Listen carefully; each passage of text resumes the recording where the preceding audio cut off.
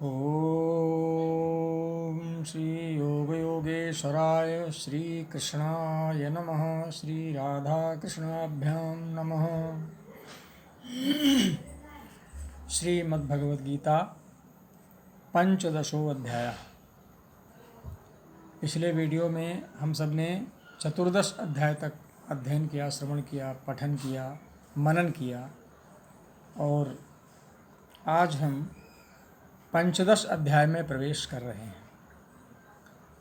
ऊर्ध्वमूलमधः शाखमश्वत्थं प्राहुरव्ययम् छन्दांसि यस्य पर्णानि यस्तं वेद स वेदवित्।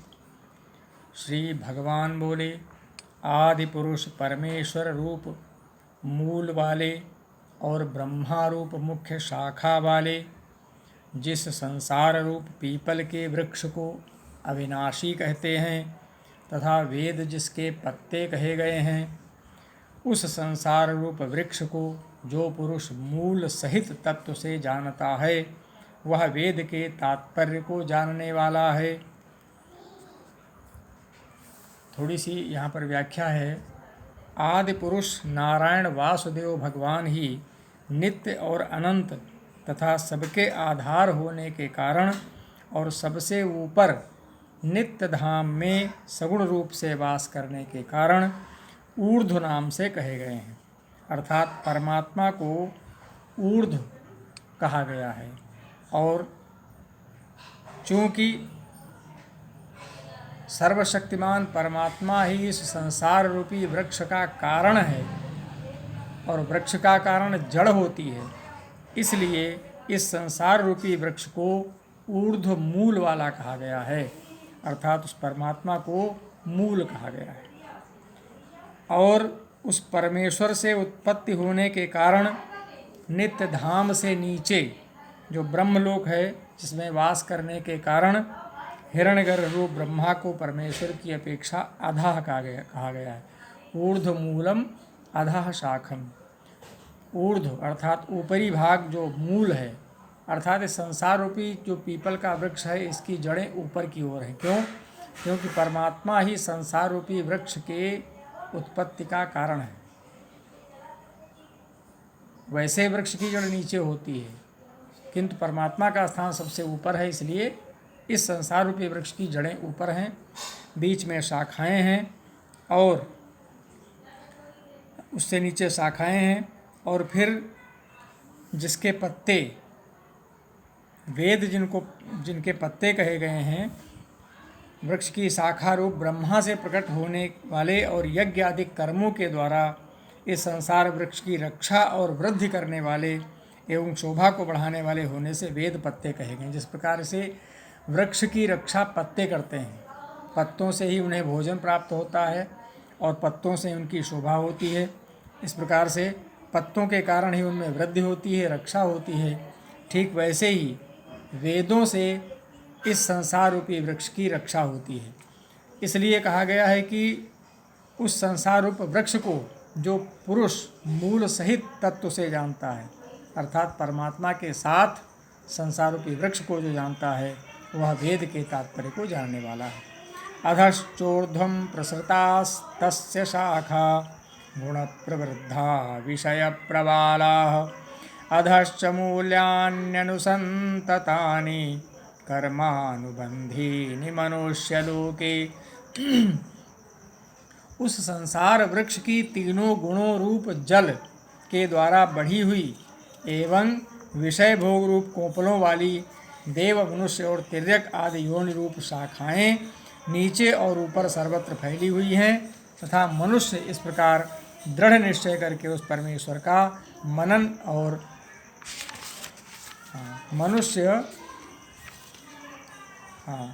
नीचे और ऊपर सर्वत्र शाखाएं नीचे और ऊपर सर्वत्र फैली हुई हैं तथा मनुष्य लोक में कर्मों के अनुसार बांधने वाली अहंता, ममता और वासना रूप जड़ें भी नीचे और ऊपर सभी लोकों में व्याप्त हो रही हैं। इसमें कहा गया है कि संसार रूप वृक्ष की तीनों गुणों रूप जल के द्वारा बढ़ी हुई विषय शब्द, स्पर्श, रूप, रस और गंध ये पांचों स्थूल देह और इंद्रियों की अपेक्षा सूक्ष्म होने के कारण उन शाखाओं की कोपलों के रूप में कहे गए हैं, ये विषय कहे गए हैं। मुख्य शाखा रूप ब्रह्मा से संपूर्ण लोकों में देव, मनुष्य और तिर्यक आदि योनियों की उत्पत्ति और विस्तार हुआ है, इसलिए उनका यहाँ शाखाओं के रूप में वर्णन किया गया है। अहंता, ममता और वासना रूप मूलों को केवल मनुष्य योनि में कर्मों के अनुसार बांधने वाली कहने का कारण यह है कि अन्य सब योनियों में तो केवल पूर्वकृत कर्मों के फल को भोगने का ही अधिकार है और मनुष्य योनि में नवीन कर्मों के करने का भी अधिकार है। अर्थात मनुष्य योनि में मनुष्य नवीन कर्म भी कर सकता है और नवीन कर्मों के अनुसार ही उसको फल की प्राप्ति होती है। न रूपमस्येह तथोपलभ्यते नान्तो न चादिर्न च संप्रतिष्ठा अश्वत्थमेनं सुविरूढ़मूलमसंगशस्त्रेण दृढ़ेन छित्त्वा। इस संसार वृक्ष का स्वरूप जैसा कहा है वैसा यहाँ विचार काल में नहीं पाया जाता, क्योंकि न तो इसका आदि है न अंत है तथा न इसकी अच्छी प्रकार से स्थिति ही है। इसलिए इस अहंता, ममता और वासना रूप अति दृढ़ मूलों वाले संसार रूप पीपल के वृक्ष को दृढ़ वैराग्य रूप शस्त्र द्वारा काटकर ततः पदम तत्परिमार्गितव्यम यस्मिन् गता न निवर्तन्ति भूयः तमेव चाद्यम पुरुषं प्रपद्ये यतः प्रवृत्ति प्रसृता पुराणी। उसके पश्चात उस परम पद रूप परमेश्वर को भली भांति खोजना चाहिए, जिसमें गए हुए पुरुष फिर लौटकर संसार में नहीं आते और जिस परमेश्वर से इस पुरातन संसार वृक्ष की प्रवृत्ति विस्तार को प्राप्त हुई है, उसी आदि पुरुष नारायण के मैं शरण हूँ। तमेव चाद्यम पुरुषम प्रपद्ये, मैं उसी आदि पुरुष नारायण के शरण हूँ। इस प्रकार ऐसा दृढ़ निश्चय करके उस परमेश्वर का मनन और निधिध्यासन करना चाहिए। निर्माण मोहा जित संग दोषा अध्यात्मनित्या विनिवृत्त कामा द्वन्द्वैर्विमुक्ता सुख दुःख संगैर्गच्छन्त्यमूढ़ाः पदमव्ययं तत्। जिसका मान और मोह नष्ट हो गया। निर्मान मोहा जित संग दोषा, जिसने आसक्ति रूप दोष को जीत लिया है। अध्यात्म नित्या, जिनकी परमात्मा के स्वरूप में नित्य स्थिति है। और विनिवृत्त कामा, और जिनकी कामनाएं पूर्ण रूप से नष्ट हो गई हैं। द्वंद्वैर विमुक्ता सुख दुख संगे, सुख दुख नामक द्वंद्वों से विमुक्त ऐसे ज्ञानी जन गच्छन्त्य मूढ़ा पदम अव्ययम तत्। अमूढ़, अमूढ़ अर्थात जो मूढ़ नहीं, अर्थात ज्ञानी जन उस अव्ययम पदम गच्छन्ति, तत् अव्ययम पदम गच्छन्ति, उस अव्यय पद को प्राप्त करते हैं, अविनाशी परम पद को प्राप्त कर लेते हैं, जो मोह रहित हो गए हैं, मान रहित हो गए हैं, आसक्ति हीन हो गए हैं, परमात्मा में नित्य जिनकी स्थिति है, जिनकी कामनाएं पूर्ण रूप से नष्ट हो गई हैं, ऐसे सुख दुख नामक द्वंद्वों से विमुक्त ज्ञानी जन, जिन्हें सुख और दुख एक समान है, न कभी सुख है न कभी दुख है, ऐसे ज्ञानी जन जो उस परम तत्व को जान गए हैं, वेद के तत्व को जान गए, ऐसे वे ज्ञानी जन अविनाशी परम पद को प्राप्त होते हैं। न तद्भासयते सूर्यो न शशांको न पावकः यद्गत्वा न निवर्तन्ते तद्धाम परमं मम। जिस परम पद को प्राप्त होकर न तद्भासयते सूर्यो न शशांको न पावकः यद्गत्वा न निवर्तन्ते तद्धाम परमं मम। यद्गत्वा न निवर्तन्ते, जिस परम पद को गत्वा अर्थात प्राप्त कर, यहाँ पर अर्थ होगा मनुष्य न निवर्तन्ते, मनुष्य लौट कर संसार में नहीं आते। यद्गत्वा न निवर्तन्ते अर्थात जहाँ जा कर के मनुष्य पुनः लौट कर इस संसार सागर में नहीं आते, उस स्वयं प्रकाश परम पद को, स्वयं प्रकाशित जो परम पद है परमात्मा का धाम न भासयते सूर्यो, वहाँ सूर्य प्रकाश नहीं कर सकता है। उस परम पद को सूर्य प्रकाशित नहीं कर सकता है।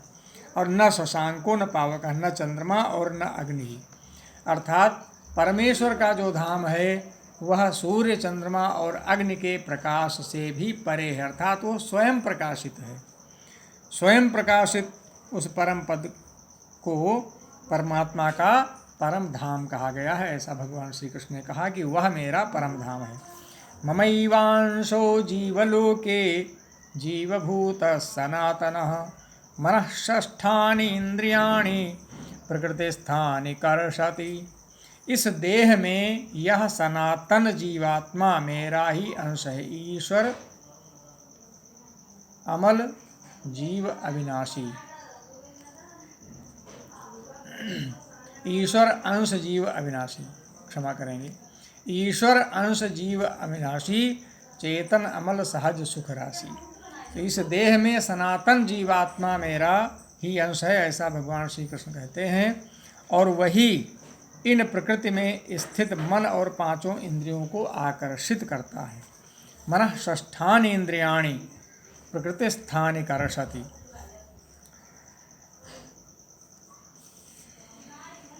कहते हैं जिस प्रकार से विभाग रहित स्थित हुआ भी महाकाश घटों में पृथक पृथक की भांति प्रतीत होता है, वैसे ही सब भूतों में एक ही रूप से स्थित हुआ भी परमात्मा पृथक पृथक भाव से प्रतीत होता है।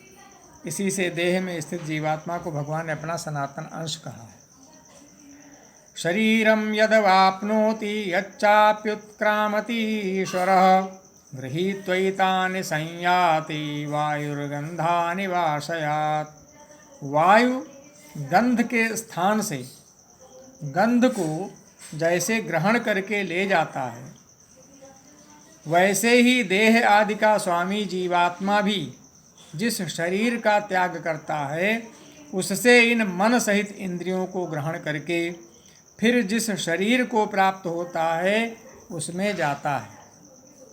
जैसे वायु गंध के स्थान से गंध को ग्रहण करके ले जाता है, वैसे ही देह आदि का स्वामी जीवात्मा शरीर का त्याग करता है और मन सहित इंद्रियों को फिर ग्रहण करके शरीर को पुनः प्राप्त करता है। श्रोत्रम चक्षुस्पर्शनम च रसनम घ्राणमेव च अधिष्ठाय मनश्चायं विषयानुपसेवते।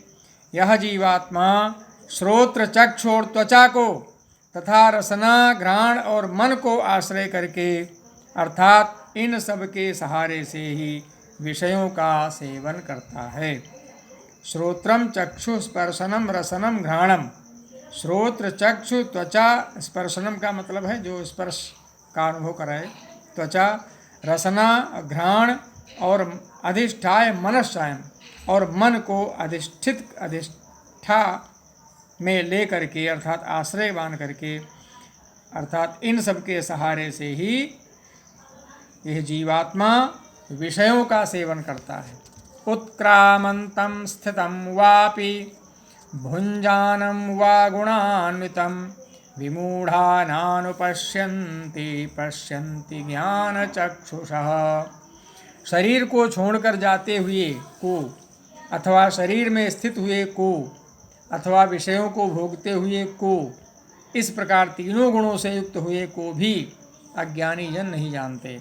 अर्थात जो शरीर को छोड़कर जा रहा है, शरीर में जो स्थित है अथवा विषयों को जो भोग रहा है, इस प्रकार से तीनों प्रकार के गुणों से युक्त हुए व्यक्ति को अज्ञानी जन नहीं जानते। तत्व को जीवात्मा को अज्ञानी नहीं जानते, केवल ज्ञान रूप नेत्रों वाले विवेकशील ज्ञानी ही तत्व से जानते हैं, क्योंकि वह जीवात्मा ही इस प्रकार से सारे कार्य करता है जिसे अज्ञानी जन जान नहीं पाते।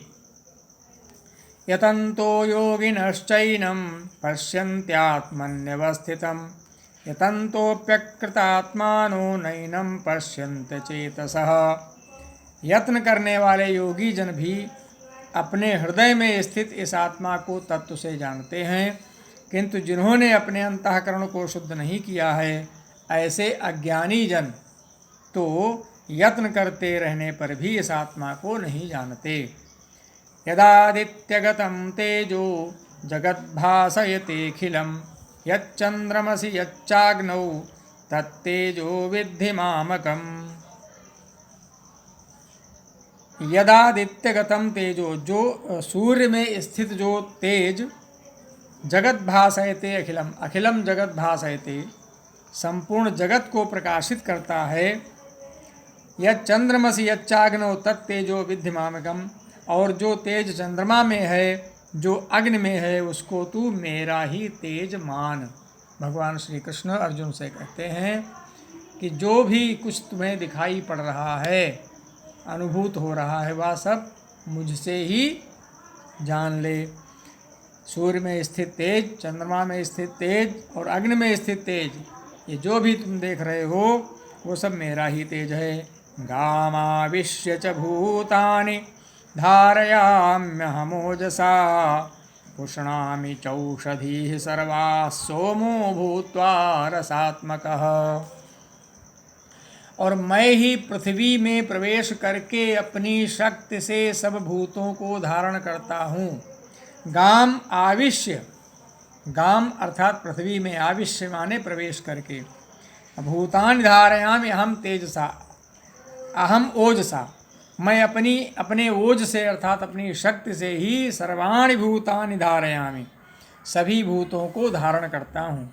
और रसस्वरूप पुष्णामि चौषधि सर्वा सोमो भूता रसात्मक, और रसात्मक होकर, रसस्वरूप अर्थात अमृतमय चंद्रमा होकर संपूर्ण औषधियों को अर्थात वनस्पतियों को पुष्ट करता हूँ। औषधियों में जाता हूँ, वनस्पतियों में जाता हूँ। अहं वैश्वानरो भूत्वा प्राणिनां देहमाश्रितः प्राणापानसमायुक्तः पचाम्यन्नं चतुर्विधम्। मैं ही सब प्राणियों में स्थित, यानी प्राणियों के शरीर में स्थित रहने वाला प्राण हूँ। मैं ही सभी प्राणियों के शरीर में स्थित रहने वाला प्राण हूँ, और अपान से संयुक्त वैश्वानर अग्निरूप होकर 4 प्रकार के अन्न को पचाता हूँ। अपान से संयुक्त होकर वैश्वानर अग्नि का रूप धारण करके 4 प्रकार के अन्न को पचाता हूँ। 4 प्रकार के अन्न कैसे हैं? जैसे नंबर 1 है भक्ष्य, जो खाने योग्य है, फिर भोज्य, भोगने योग्य, लेह, चाटने योग्य, और चोष्य, चूसने योग्य। ऐसे 4 प्रकार के अन्न होते हैं। उनमें जो चबा कर खाया जाता है उसे भक्ष्य कहते हैं। रोटी आदि निगला जाए वो भोज्य है, जो निगल लिया जाता है उसे ही भोज्य कहते हैं, जैसे दूध आदि। और जो चाटा जाता है वह लेह है, जैसे चटनी आदि। और जो चूसा जाता है वह चोष्य है, जैसे ईख आदि। तो यहाँ भोज्य का अर्थ हमने आपको भोगने योग्य बताया है, किंतु इसका अर्थ है जो निगल लिया जाए सीधे सीधे, जैसे दूध है, पानी है, ये सब, इसको हम भोज्य कहते हैं। सर्वस्य चाहं हृदि सन्निविष्टो मत्तः स्मृतिर्ज्ञानमपोहनं च वेदैश्च सर्वैरहमेव वेद्यो वेदान्तकृद्वेदविदेव चाहम्। कहते हैं मैं ही सब प्राणियों के हृदय में, सर्वस्य च अहम हृदि सन्निविष्टा, अहम च सर्वस्य हृदय सन्निविष्टः, मैं सब प्राणियों के हृदय में अंतर्यामी रूप से स्थित हूँ, सन्निविष्ट हूँ, अंतर्यामी रूप से। मत्तः स्मृतिर्ज्ञानम अपोहनम च, मुझसे ही स्मृति, ज्ञान और अपोहन होता है। अपोहन के विषय में यहाँ दिया हुआ है कि विचार के द्वारा बुद्धि में रहने वाले संशय, विपर्यय आदि दोषों को हटाने का नाम अपोहन है। जो संशय आदि होते हैं, विपर्यय, विपरीत विचार होते हैं, उन दोषों को हटाने का नाम अपोहन है। और सब वेदों द्वारा मैं ही जानने योग्य हूँ। वेदैश्च सर्वैरहमेव वेद्यः, अहम एव सर्वैः वेदैश्च वेद्यः, मैं ही सभी वेदों के द्वारा जानने योग्य हूँ। अर्थात सर्व वेदों का तात्पर्य परमेश्वर को जनाने का है। इसलिए सब वेदों द्वारा जानने के योग्य एक परमेश्वर ही है। तथा वेदांत का कर्ता और वेदों को जानने वाला भी मैं ही हूँ। वेदों के द्वारा मैं ही जानने योग्य हूँ और वेदों को जानने वाला भी मैं ही हूँ। वेदांत कृत वेद विदेव चाहम। द्वाविमौ पुरुषौ लोके क्षरश्चाक्षर एव च। क्षरः सर्वाणि भूतानि कूटस्थोऽक्षर उच्यते। अस्मिन् लोके द्वाविमौ पुरुषौ, इस संसार में दो प्रकार के पुरुष कहे गए हैं।